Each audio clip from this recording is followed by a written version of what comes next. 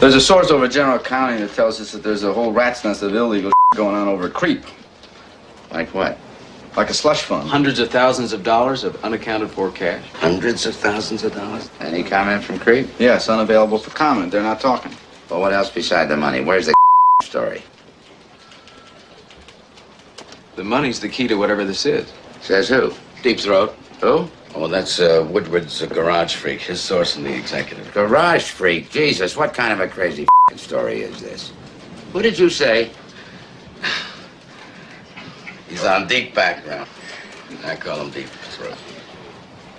Look, McGovern's dropped to nothing. Nixon's guaranteed the renomination. The Post is stuck with his story no one else wants. It'll sink the paper. Everyone says, get off it, Ben, and I come on very sage and I say, well, you'll see, you wait till this bottoms out. But the truth is, I can't figure out what we've got. What else are you working on?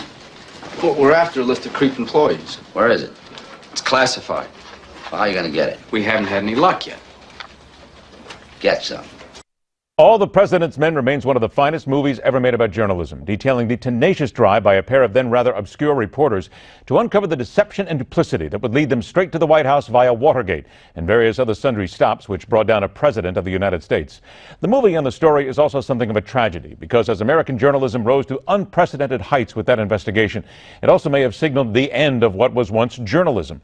Certainly there have been plenty of other stories since then that were authored by dedicated pros who sought only facts and truth.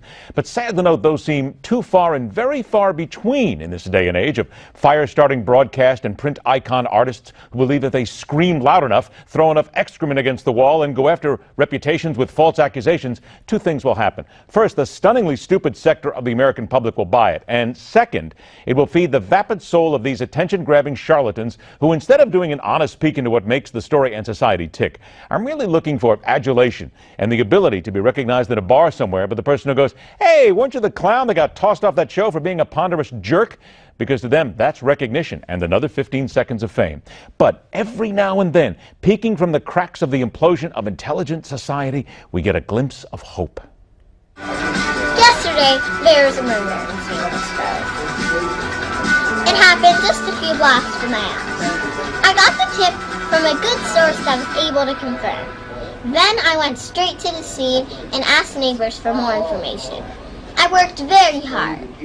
Because of my work, I was able to inform the people that there's a terrible murder hours before my competition even got to the scene. In fact, some of these adult-run newspapers were reporting the wrong news, or no news at all. Hildy Kate Lysiak, 9 years of age, Selinsgrove, PA, editor and publisher of the Orange Street News, who thanks to some good teaching from her father, a former journalist, chased down a tip this weekend past about a murder in her hometown, scooped the local media, basically blew up the tiny world of lazy reporters and lazy neighbors who see crime and just let it slide by as no big deal. Hey, being a 9-year-old who can chase down facts is one thing. Being a reporter who shares what others are saying about her is another. I usually enjoy your stories, Hildy, but this, perhaps you are too young to understand the difference between decency, respect, and sensation. Sensationalist trash. I'm disgusted that this cute little girl thinks she's a real journalist. What happened to tea parties? 9-year-old girls should be playing with dolls, not trying to be reporters. You are 9 years old. Seriously, what is wrong with you? The look on her face is absolutely priceless, and it fits perfectly. Hildy, go get him. Remember this, girl. It's a real badge of honor to be mocked by the muddling mindless of the world who always look and wonder, why are you doing what you're doing? Oh, yeah, and by the way, it also is great. You can take satisfaction in knowing that at the end of the day, you've trumped them at their own game. And maybe someday, she'll be sitting in a chair like this, and she'll make a difference. Wouldn't that be perfect? You go get them.